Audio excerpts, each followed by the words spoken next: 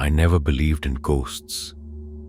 At least, not until the night I stepped into El Campo Santo Cemetery in San Diego. It was supposed to be just another paranormal investigation, one of many I had done before. The old cemetery, nestled between modern buildings, had a reputation. People spoke of phantom footsteps, sudden cold spots, and even shadowy figures appearing near the graves. But the most chilling tales were about the restless spirits of those buried beneath the pavement of the nearby road. When the city expanded, graves had been paved over, and now their spirits were said to wander the streets, angry and forgotten. Armed with my camera and EVP recorder, I entered the cemetery just after midnight. The air was thick, humid, and strangely still. Even the usual city noises seemed muffled, like the world had been placed under a veil of silence. I walked carefully between the headstones, reading the weathered names of those who had been laid to rest centuries ago. Then I felt it.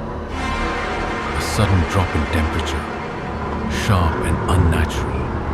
My breath fogged up in front of me, even though it was a warm summer night. The air smelled different, damp, earthy, like freshly turned soil. Then, my EVP recorder crackled to life, a whisper, faint but unmistakable. "You shouldn't be here." I froze.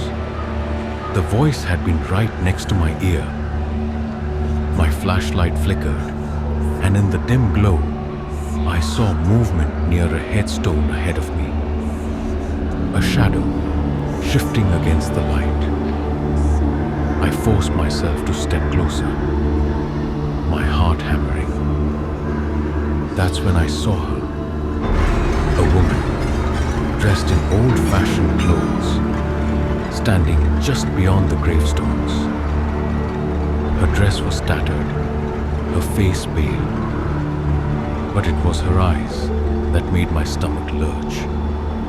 They were black voids, empty and endless. I opened my mouth to speak, but before I could, she moved. Not walking, gliding straight toward me. I stumbled backward, the ground suddenly feeling unstable beneath my feet. I turned to run, but my legs wouldn't move. The air around me felt heavy, crushing. Then a sharp pain shot through my chest, like an unseen hand had grabbed my heart. I couldn't breathe. "Leave, now." The whisper came again, more urgent this time. I collapsed to my knees, gasping for air. My vision blurred, darkness creeping in at the edges. Just when I thought I was going to pass out, everything stopped. The cold vanished. My breath returned. When I looked up, the woman was gone. I didn't hesitate.